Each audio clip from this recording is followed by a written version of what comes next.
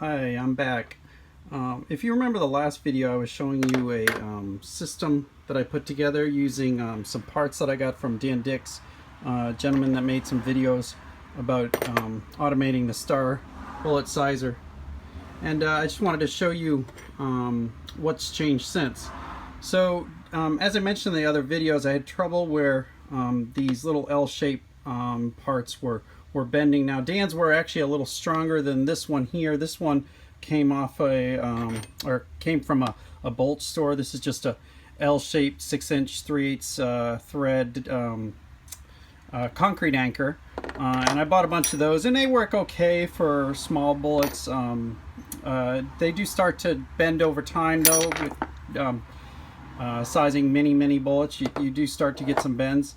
Dan's part worked a little better, but to be honest, it started bending as well. So let's see what he's done differently now. If you take a look now, he's really changed the parts quite a bit. He added this little, I don't know what you want to call it, a brace or something, and that just actually bolts right through. So that L bolts right through, straight through, and there's a little nut on the end just to hold it all tight. So this little zigzag Z shape here looks like it really is going to strengthen the whole system up quite a bit, and the rod looks a little stronger as well. So we're going to give it a try. I'm going to put it to a test because these are 500 or so grain 458 silicone bullets that I am going to size today, and they are running about 2 to 3 thousandths fat compared to what I need to size down to 459, so I can load those up. And now one thing you'll notice here is they don't have any lube grooves, so I'm guessing, I'm not an expert on this, but I'm guessing that that's going to take a little more work sizing that than something that has a lube groove. More friction in this case than any other. So one thing I've had a problem with this bullet in particular is that if you take a look at it, it's got a spire point, and what ends up happening is you start sizing this back to back, and you get kind of flatter noses. So it's a real problem.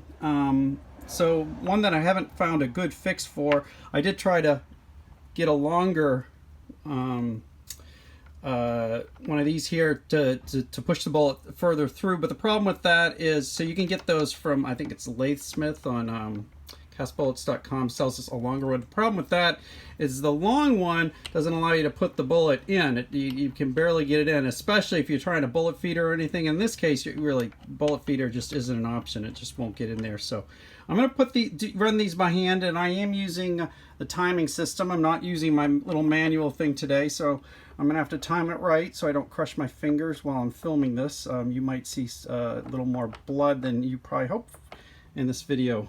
Anyways, we'll give it a try. So let's see. Now I did go ahead and wax these a little. Dan had recommended some lemon pledge. It seems to work well, and it actually smells pretty good. So again, we'll give it a try. Here's the first one. Oh, not bad at all. So there's that. And what I've been doing to get around the flat noses is I've been taking a smaller little projectile, that, you know, a ruined cast bullet, and I'm just throwing that in there, and then that drops them both through, and they clear it. And then I just keep taking this out, and again grabbing another one and pushing it through. Now this is really using a lot of air. Oh, there's something on there. Oh, lost that one. There was something on that one, I don't know what. So I'm going to go ahead and drop this next one. Oh, well, there you go.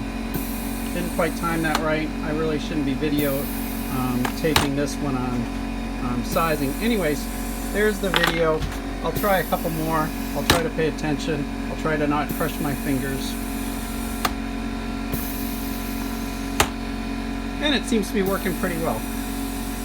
I think that lube did quite a bit. I started using this last night and it had a little bit of trouble, but then I went out to the grocery store in the middle of the coronavirus scare and did find some lemon pledge.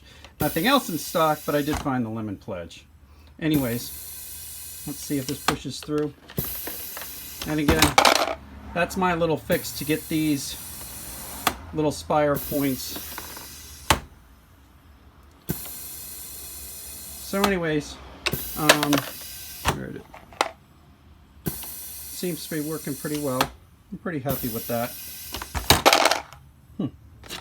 Yeah, the lemon pledge really helps.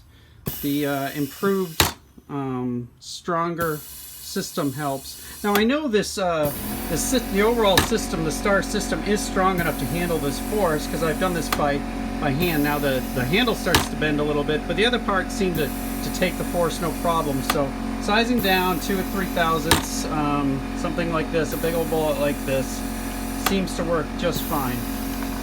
Anyways, I'm happy with it. I hope you are.